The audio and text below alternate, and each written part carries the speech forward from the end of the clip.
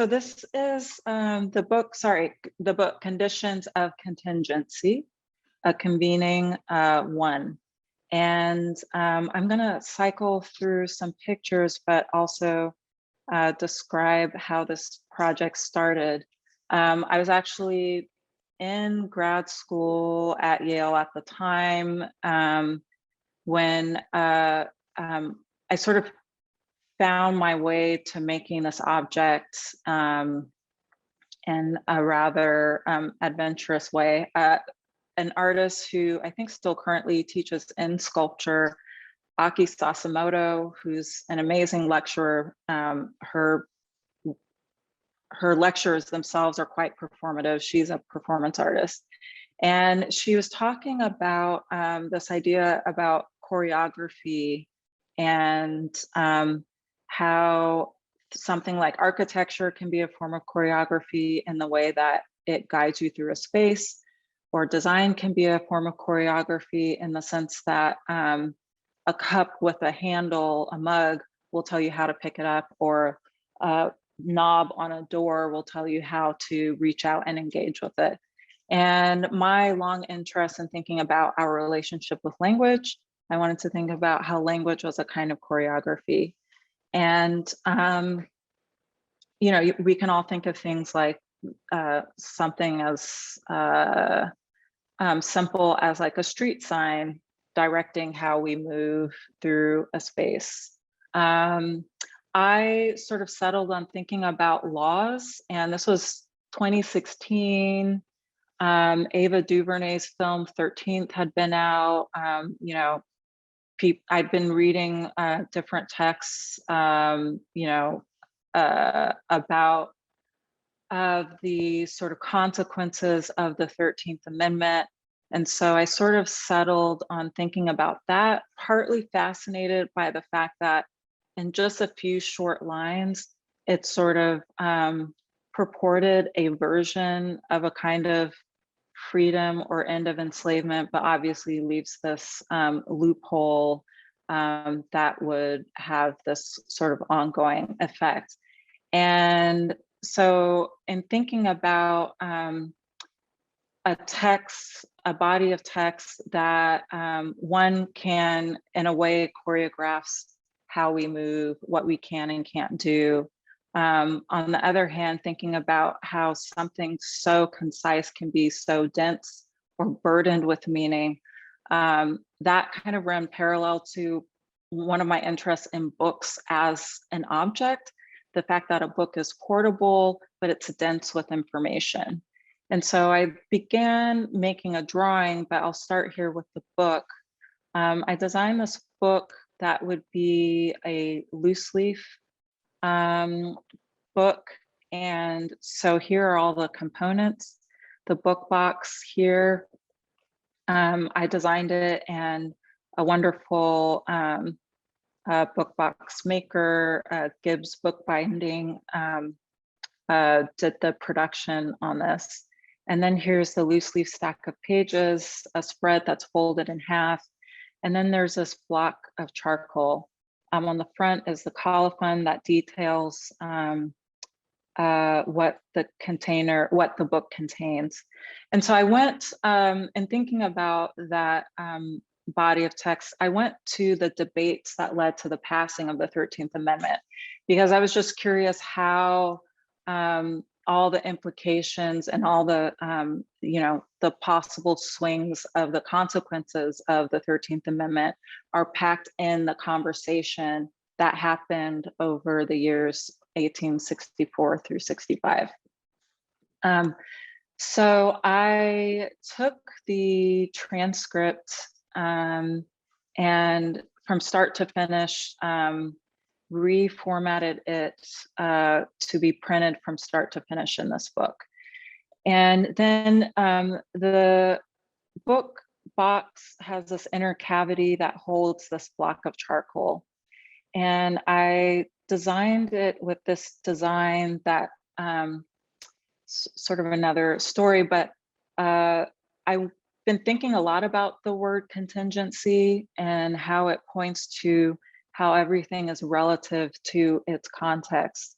And so it's sort of this symbol of a kind of like accordion fan thing with two pivot points, meaning that if something happens over here, it affects what happens over here. So it's kind of like my logo for contingency. So these are the details about the book, elaborating on the fact that it retranscribes the Senate debates that led to the passing of the 13th Amendment. And I had assistance with book artist Jocelyn Peterson, who is a colleague of mine at Occidental College. Boxcar Press did the polymer plates. Scholar Giovanna Jones proofread sort of my reformatting of the text. And I printed it on a Vandercook. So here's a detail of that. And so what I did is I had polymer plates and I did a blind embossment. And so another thing sort of materially I was interested in is the way an embossment, or in this case, a debossment, given that the text is impressed into or below the surface of the paper, the fact that it's a mark that's there and not there at the same time. It's perceptible to us by virtue of its shadows. And so I'm interested in this sort of quality around when something is visible or legible and when it's not. And the way I think about even the 13th Amendment, how although there have been people, since its creation, who have alerted us as to its flaws, that there has been this sort of superficial layer of like, yes, this led to the ending of enslavement in the US, but there's this undercurrent that is maybe not as legible or tangible in the wording of that body of text. And so I debossed the entire transcript of those debates from start to finish. And I think I have here's a detail. So in a second, you might be able to make out sort of the debossed text here, and then a sharp detail of the charcoal block. And then for each page, for each edition of the book, for which there are 25 plus 5 APs, I do a unique drawing. And so the reason the charcoal block is there is that it's a material to allow for a kind of activation of the text. And so on each of the books, I do a unique drawing on one of the pages where I use the charcoal to highlight this text. And so here's a detail of that. And another thing I'm interested in is, in this case, I think a lot about shadows and the sort of duality between light and shadows, but thinking about shadow space also as a space that can reveal, darkness as a space that can reveal. And so in this case, darkening the surface of the paper illuminates this barely or nearly invisible text that's embedded in the surface.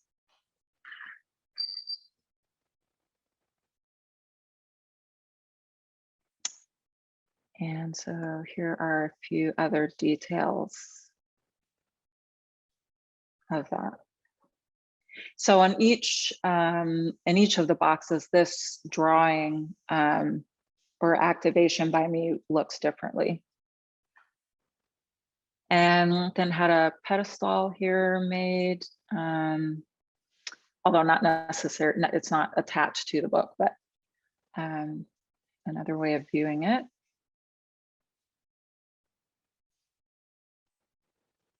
And another detail.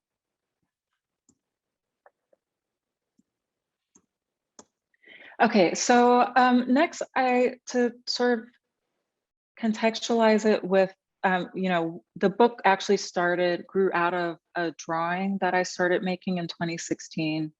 And I'm just going to show a time lapse of this as I talk. I initially started this project of a figurative drawing that also exists as a kind of book. So the first version I made was handwriting the transcript of those debates, page by page.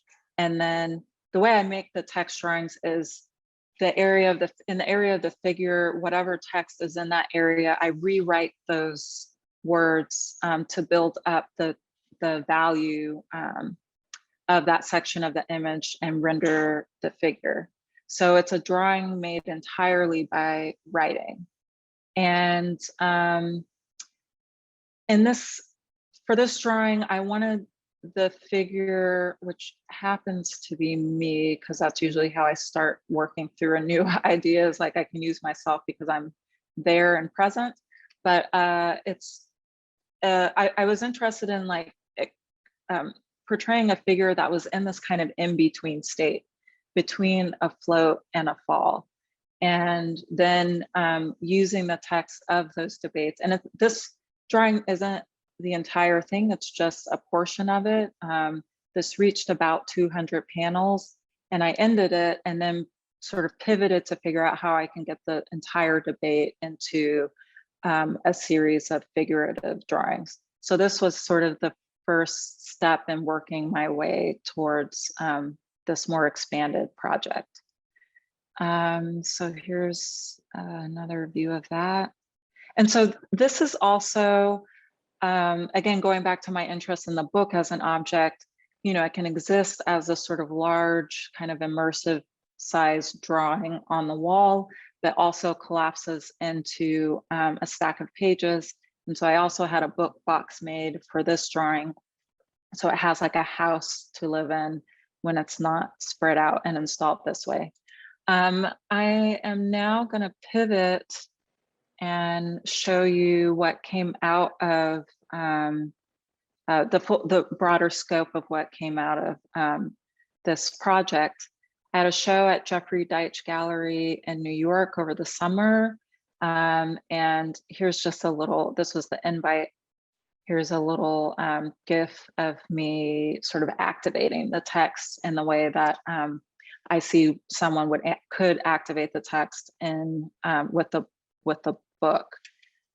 The first thing I made prior to actually launching into the book was a small drawing where I used a polymer plate and debossed the text and then rendered the figure.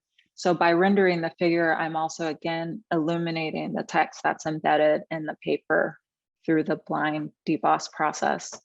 And then I scaled up. So this was like a small study to then scale up to these larger drawings that did in fact contain the entire debate from start to finish. And so this was me working in my teeny tiny studio in Highland Park before I got this studio. And so here's the finished drawing. I think it's about 10 feet wide, but it's 9 panels. So it starts, this is the first panel where the debate starts and then continues across this row and continues here and ends down here. So it does contain the entire debate. And so going back to this thinking through about how language functions as a kind of choreography, I first approached people artists whose work is in movement and dance, and photographed at these long exposure photographs that sort of captured them moving, and then translating those photographs into the drawing. So here's a detail. So you can see, sort of get a sense of the scale of the text in relationship to the scale of the figure. Here's the large one. I forget exactly how many feet high it is, but I want to say it's maybe like 12 feet high. And again, another figure kind of in motion here with this other orientation where the debates, it's sort of a 3x3 grid starting up at the top and ending down here at the bottom. And here is a install shot of the entire show. These large drawings here being, and this one, all being the Senate debates passing the 13th Amendment. The show was called A Float, a Fall, a Dance, a Death, to sort of point to the range of possibilities and the ways that we assemble language and text that guide how our society functions. And so hence also a pair of what appear to be floating feet. And here you can see also the book included in the installation. And this was a sort of handling copy. So visitors to the exhibition could actually interact with it. So people did sort of rub their fingers in the charcoal and rub it across the pages of the book. And I'm just going to show you in a little more detail some of these other drawings.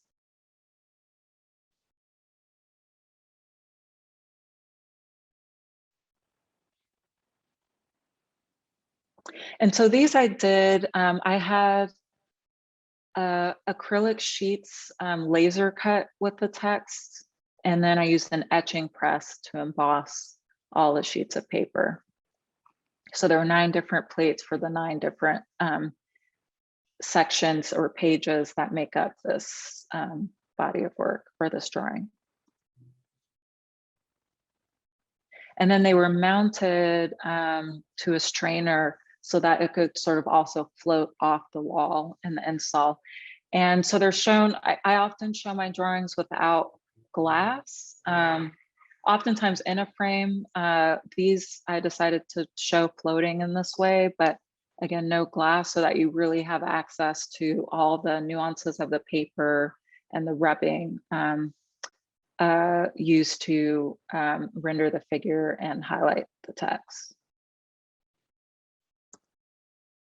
And I also included this initial drawing, which is actually called Study for Latitude. So I do kind of consider it as a study for the work that grew out of that. And here is the book box that contains this drawing. So part of it is actually still, some of these pages are still in the book box. And so it's kind of a flexible object in the sense that you can show just a section of it or all of it. And again, something I like about the book form is that kind of flexibility. And then as a counterpoint, I realized I needed a counterpoint or wanted a counterpoint to the 13th Amendment text that included ideas around other ways of pursuing ideas around liberation, since the 13th Amendment fails in living up to a really full sense of freedom and liberation. So I wrote a kind of long essay including long excerpts from writers like Angela Davis, Stuart Hall. There was a choreographer, Catherine Dunham. I was interested in her work, both as a choreographer and as an anthropologist. And so there's this movement series that she developed called Fall and Recover. And so I watched her describing that and transcribed that. And so that's also included in some of these drawings. And made a similar way, I had plates engraved with the different text sections of the essay. I, in this one, used a woodblock press to do the embossing or debossing, and then again, the rubbing with carbon pencil on top. I like carbon pencil because it's not as sort of granular and dusty as charcoal. It's got a little bit of greasiness to it. That makes it kind of easier to draw with and create the kind of the tonality that I wanted to render the figures. And again, the figures come from these long exposure photographs that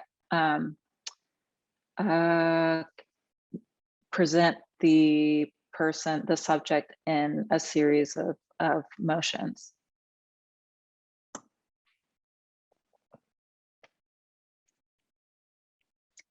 And I'm just going to quickly go through these. These are those sections of the drawing shown individually.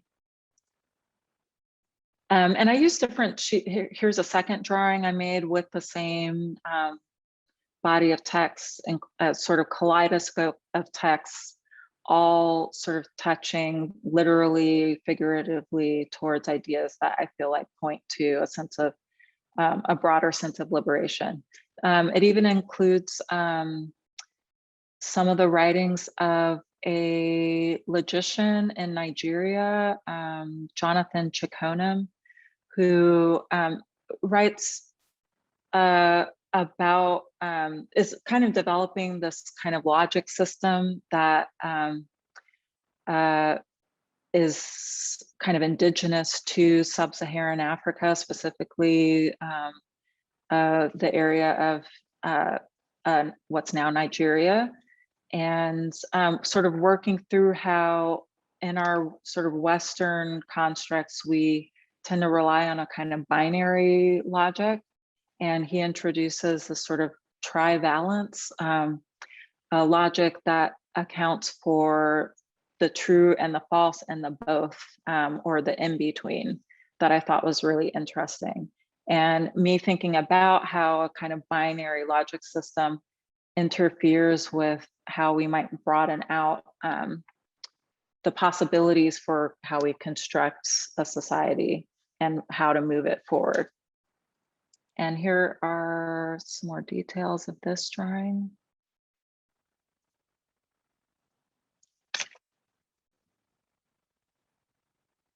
And in some of them, so here you can see there's like a mirror image.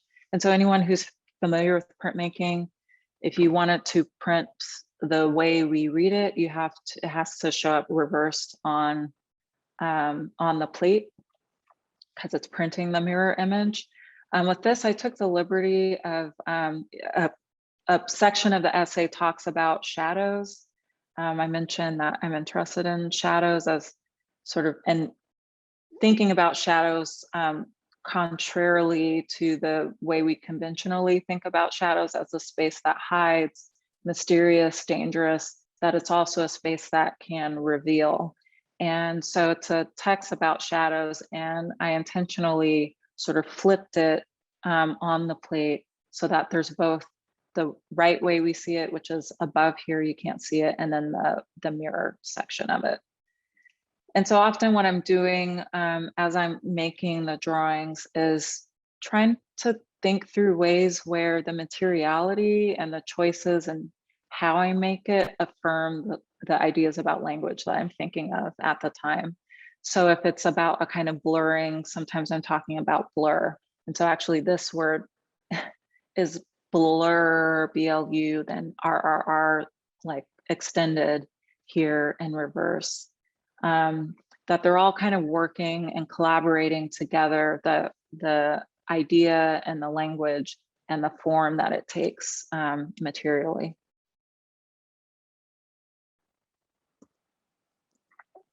And that is it. So I know we've got a little extra time. I can I'll stop sharing for now, but I can open it back up again if there's a question that requires us to take another look. Thank you so much. I mean, that sparked joy and liberation for me, and partly because it reminded me of seeing this work in its full glory in 3 dimensions. And one of the things I wanted to say to everybody watching, if you are new to Kenturah's work, very happy about that, make sure that you get a chance to see it in 3 dimensions, whether it's in a gallery setting. You have a show in LA right now. I put Kenturah's website, so I encourage you to do that. And as I noted in the chat, the book that Kenturah has been presenting about today will soon be available in the Yale collections at the special collections in the Haas Arts Library. And we're really delighted, and thank Mara Gonzalez Palacios and colleagues there So encourage everybody. You I think get a sense in seeing this wonderful presentation. So thank you for it. But having seen it at Deitch, and that's a space that I know very well, you use that space remarkably, and I had known this work some even before, having seen it in your studio. But get yourself to a Kenturah show, or get to see the book in the Yale Library or other collections as soon as you can. I wanted to ask a question to get us started. You so marvelously bring the 13th Amendment to life and show its shortcomings and its reality in the work that you do. As you know, your alma mater is involved with the reckoning with its history, the Yale and Slavery Project, and there will be art that comes to this and about this. And I wonder if you could reflect some in this moment of memorialization and recontextualizing monuments and texts. Thoughts you have from what you've seen so far of Yale and slavery, and thoughts you may have, or questions you might want to pose to your alma mater for how it should go about reckoning and using art as part of that reckoning process. So I guess the thing I can say that, I mean, as you're talking, that I think that comes immediately to mind and involves a relationship that I'm so happy to have is with Titus Kaphar and the work he's doing. I mean, certainly I remember, you know, as soon as I moved to Connecticut, going to the Yale Art Gallery and seeing his work there that deals very directly with slavery and Yale. And then even one of those related paintings ending up here at LACMA for the Black Portraits, Black American Portrait Show that just opened here at the LA County Museum. I think, you know, it's significant to make that declaration and to see how the school taps into the resource of its staff, faculty, who have such a breadth and wealth of knowledge about these things, and artists who are in the community, including artists like Titus Kaphar, who are there, who work very explicitly with this history. It's wonderful to know that that's happening, and obviously, like, there's always the how do we best execute it, and getting past what is for the sort of presentation to the public and getting really ingrained in what makes sort of deep change beyond the sort of superficial level. And so I think so far with seeing the kind of work in the public, in the galleries, just thinking about what some of the artists are doing has been significant for me, and a significant sort of path to working through these things. So I don't know if I exactly answered your question. I maybe am not, don't have an explicit sort of prompt to the school at the moment, but I'm sure I will think of it. I think it's just like in this moment, being on this, thinking in this moment about what that looks like. But I think we're well on our way. Yeah, no, and thank you for that. And I think the work that you've been talking about today of how we deal with received texts and try and uncover and recover, discover the true meanings, the absences is a good pointer. And of course, many on campus know of the work that you've done to celebrate with Otelia Cromwell and that work that's at Davenport College. So you are a centurion of this kind of record and making absences presence and helping us see that what we think is present often has multiple layers and meaning. So appreciate those prompts. We have lots of kudos and questions, and I'll start with one that's a very specific question and then move to one that's a sort of bigger question. The specific one is a number of people have remarked that they like that you talked about not having the work behind glass.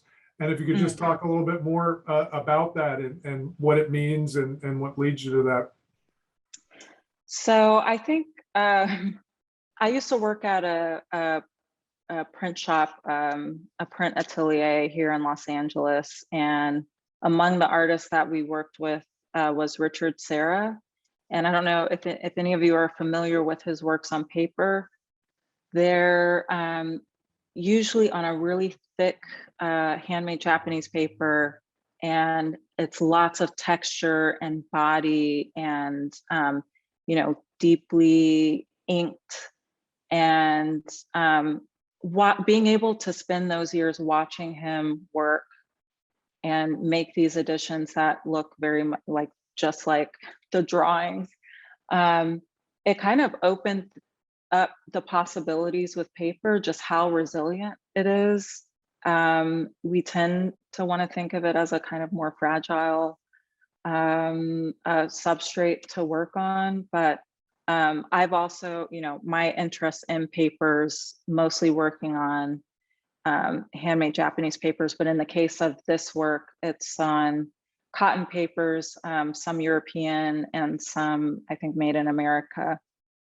But at that kind of thickness and the treatment with like doing these deep debossments through the press, there's something about showing it where when you put glass in front of it, it kind of diffuses all the nuances of the paper. And I really like having access to that. And in a way, Richard Serra showed me how to get away with it. So I always present the work in this way, but accept the fact that some people do end up putting the work under glass once they get it. We have a shout out from one of the questioners who says, quote, "I am a paper conservator and celebrate that you let us see the work without glass." So it's nice to have conservators in the audience and to have them celebrate. So from that sort of specific materiality question, a big question, and I'm interested, since you invoked Richard Serra, maybe the answer to the question will be massive scale installations. But the question is, what's next? Are there other texts a la the 13th Amendment that you're working on, or sort of what's next for you? Well, so I'm the work that I showed toward the end that I said kind of offered a counterpoint. There's a lot of value that came out of having to parse through the debate text, and it's heavy. And so it was significant to sort of sit with a text like that. But I'm right now in this phase of pivoting to the thing that opens up the possibility. So looking at other writers, scholars, community members who are doing that work around, like, what are the other ways we can conceive and construct our society and on small scale and large scale. And because, you know, the way I'm thinking about how we use language is so fundamental to how things look, like even the way we can make adjustments to how we're using language to sort of diffuse a kind of hierarchy that exists, like loving the use of global majority when we're talking about what we'd other categorize as marginalized folks or persons of color, because it's all in relationship to someone else, to something else. So relative to who's marginalized, who's not. So thinking about terms like global majority is an interesting thing.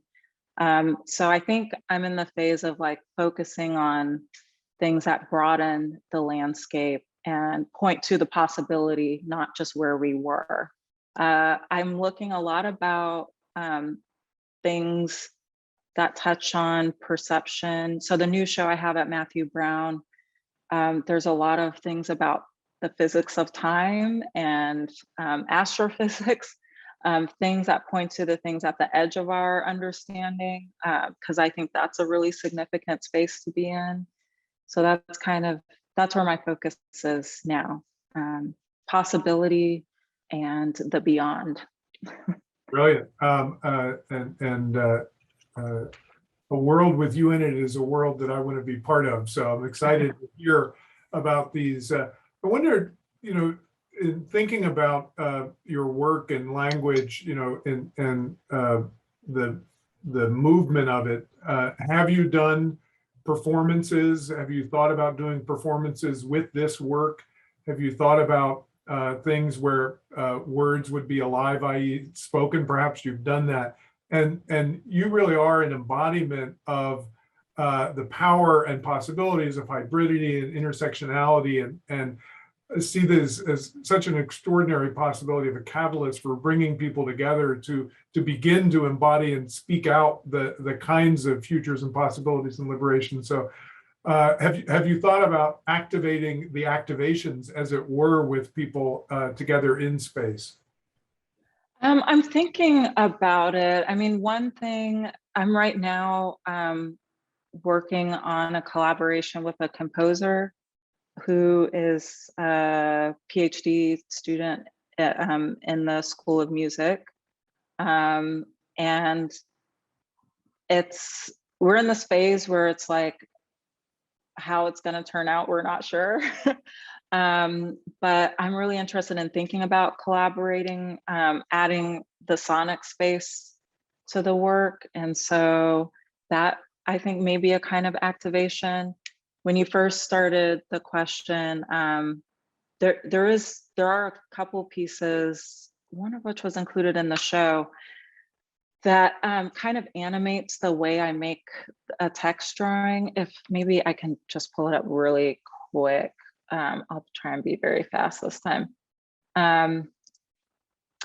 There's, it shows, let's see here.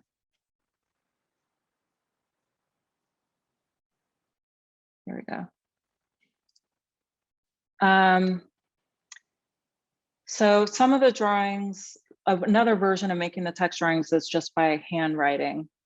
And so this is a video that compresses several days of working on this into, I think, 10 minutes or 15 minutes.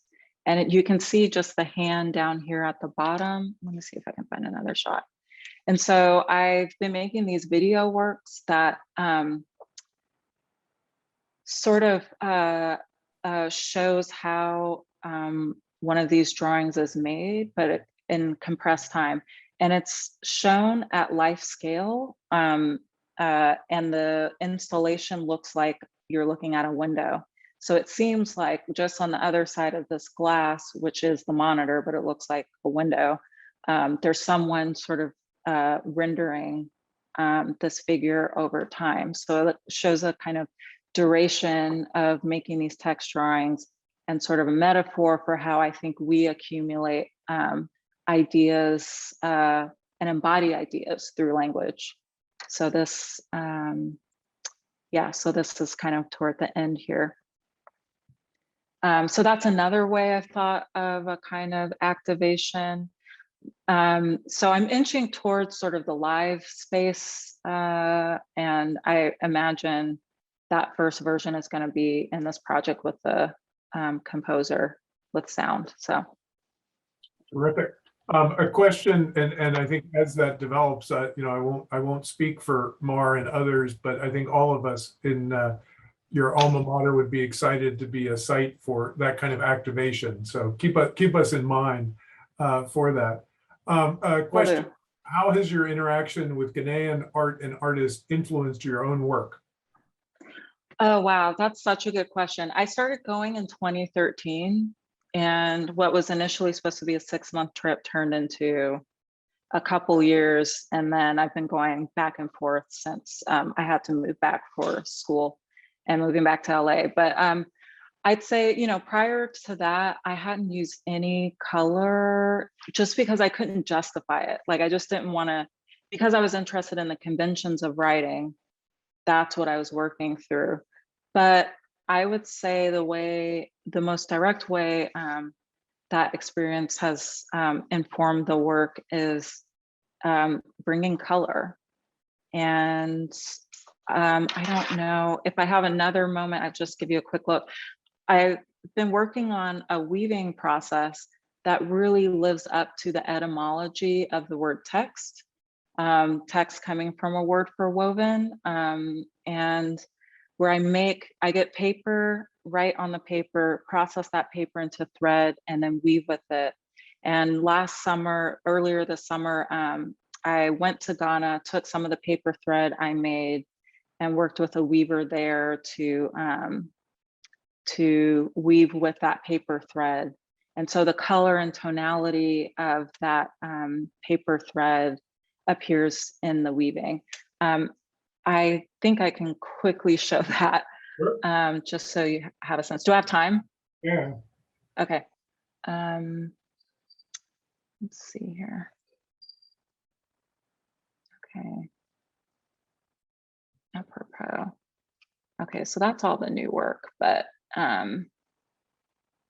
let's see this, for instance. So this is one of the drawings, but here is the paper thread weaving. So if you're familiar with weaving, there's a warp in the weft. The warp is the cotton, and that's a thread that was tensioned to then weave in the paper thread. So the vertical thread is the warp, and then the paper thread is the horizontal threads. And so the warp has different colors and the weft, and then we wove with this pattern. We worked together to develop this pattern here. And so you see some of the warp and you see all of the weft paper thread. So that's very directly working with my community in Ghana. And here's a detail. And then some of it, especially the first ones, I wove myself on my own loom. So here's an example of that. So all of this section was one text that I wrote with a sort of like orange and red ink pen. And then this represents text that I would have wrote with a yellow and maybe orange pen. And so all you see here, this is all the paper thread. And so, yeah, I'd say Ghana sort of helped me find my way into thinking about how textiles can be encoded with information and the etymology of the word text and color. Your warp and weft make me the immediate word looking at that is wow, and so looking forward to the work to come. Yeah. Question back to the book. What are some of the revelations that your work uncovered about the omissions in the adoption of the 13th Amendment? I mean, something I found interesting is like, what seems to be two clear sides, those who are for abolition and against. There's a whole mix of agendas and obviously like biases. And, it's interesting to think about, here's this collective, and the word, I incorporate the word convening in the title, but a group of people who convene together to determine an outcome about people who aren't themselves. And that even those advocating for the passing of the 13th Amendment, how flawed their thinking was about enslaved people. And so you still get this mix of like superiority and inferiority, like hierarchy on both sides, that I think is fascinating and ends up baked into what resulted, and how that was enacted or activated in Reconstruction going to the present. So that was, I can't say I wasn't surprised by it, but it was fascinating, just like parsing through all of that. That resonates very much with the work we're doing on campus with the Yale and Slavery Project, where some history would be sort of received in a binary of good, bad, north, south, slavery, abolition, and in fact, there's the layers, and the more you go into it, very much the themes and realities that you're talking about. Wanted to talk some about your time on campus. You were somebody who took lots of classes outside the School of Art and did extraordinary things in the School of Art. You were no stranger to the special collections of Yale Library, and we're grateful for that. And I wonder if you could just talk some about sources and archives and how you use them, how they inspire you, how they perhaps frustrate you at times, but talk about archives in your practice. I mean, that's the thing. So I went to grad school as an older student, and, you know, having lived and worked in the world for probably over a decade after undergrad, I like school. So I was just like, I'm going to make up for everything I didn't do or take advantage of in undergrad. And I actually took more classes outside of the School of Art than in the School of Art. No shade to the School of Art, it was fantastic, but you know, Yale is all this community. So philosophy classes with Jason Stanley. What was the name of the course? Language and Power, I think was the first course I took with him. Anthropology, meaning and materiality. Also took an archaeology class on the invention of writing. So looking at ancient Egypt, Mesopotamia, Mesoamerica, Asia.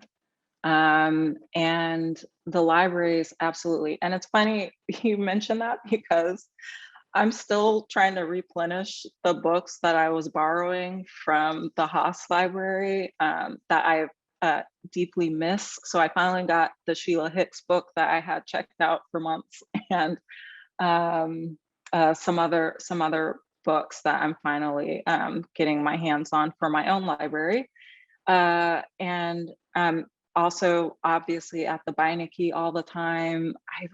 Right now, I distinctly remember looking at, you know, the Visionaire magazine, and just how I loved how those pivoted on these themes. And so they had one about Black, and they had one on white, the color white, and thinking about text and design, because that's working with language so much, like that has a materiality, the choice of the font, the text, the font, typeface, I should say, all play a role in how we read it. So that was a really wonderful space. I mean, yeah, I can't think of any gaps. I found so much. I mean, my interest in shadows grew out of some books I checked out, and I don't even remember how I fell into that rabbit hole, but I'm still there, and it's still giving me life right now. So yeah. Well, I mean, it's so wonderful, I think, for all of us who work in the library and in the university to see the life that you've made out of the materials. So it may have given you life, but you have given life to the materials and new life from the collection. So it's really exciting. A question from an audience member who asks, I mean, I'll sort of boil it down. You know, do you have or will you have books that might be more accessible to a broad audience to have themselves, not just to see artist books in the collection? So do you have catalogs and other books that may be forthcoming? There's clearly an interest. Yeah, well, so I have one monograph, small monograph from my show that I had that opened just at the start of the pandemic at Savannah College of Art and Design, SCAD. And they made a small monograph that's available, I think still available at SCAD. And also my gallery here in LA, Matthew Brown, I believe still has copies. And then, yeah, I'm always, yes, there will be more books coming. I'm not very far along. I think I'm still very much in the mindset of like these fancy artist books, but everyone on the street knows I'm trying to make more books. So there will be more forthcoming that are more accessible too. Terrific. And again, I think you have an audience of 100 plus who've tuned in today who will be excited and eager for that, both to see the work online in galleries, but also the opportunities to have them ourselves. I want to close to sort of an open prompt question to you. At the beginning, talked about being open to and recognizing voices of liberation, joy, and freedom, and so delighted to showcase you as a creator of liberation, joy, and freedom.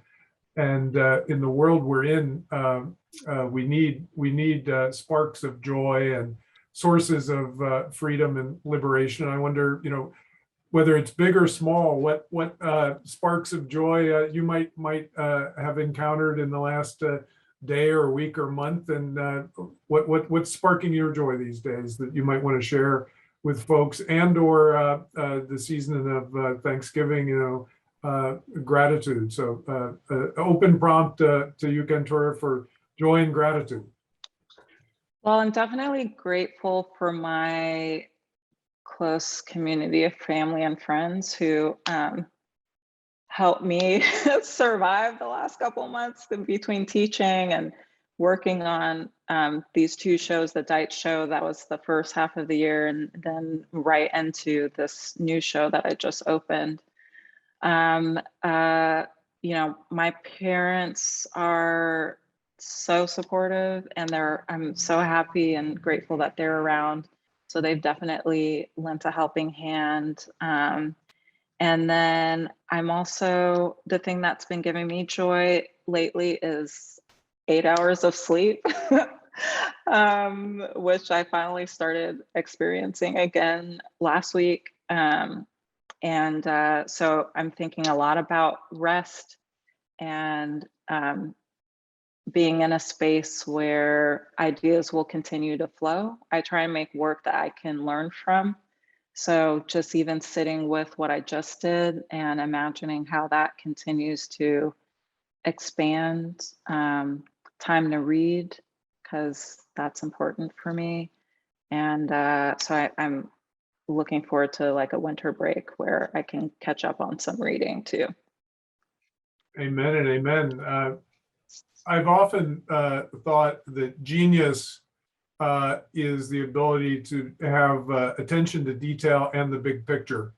And you and your work are that. I think it is not hyperbole to say genius. I think we all have seen the detail, even in if you haven't encountered Kenturah's work, but for this talk, you got a sense, and if you've seen it in person, the extraordinary detail and exquisite detail, and frankly, want to honor the to me, ridiculous amount of labor that goes into your work. So I want to honor that comes together in these extraordinary big pictures. So the toggling and holding together the detail in the big picture is a move of genius. And you are a blessing to be with us this afternoon in your work. It's been exciting, I think, for all of us around Yale who've known you, to see what you've done, and what you will do is a cause of inspiration and excitement. The audience is full of multiple exclamation points and amazing and inspiration. So in this week of Thanksgiving, let me close with a simple word, all caps, triple exclamation point to you, Kenturah.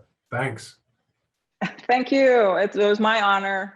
So glad to be able to share with you today. And thanks for everyone who stuck around. So.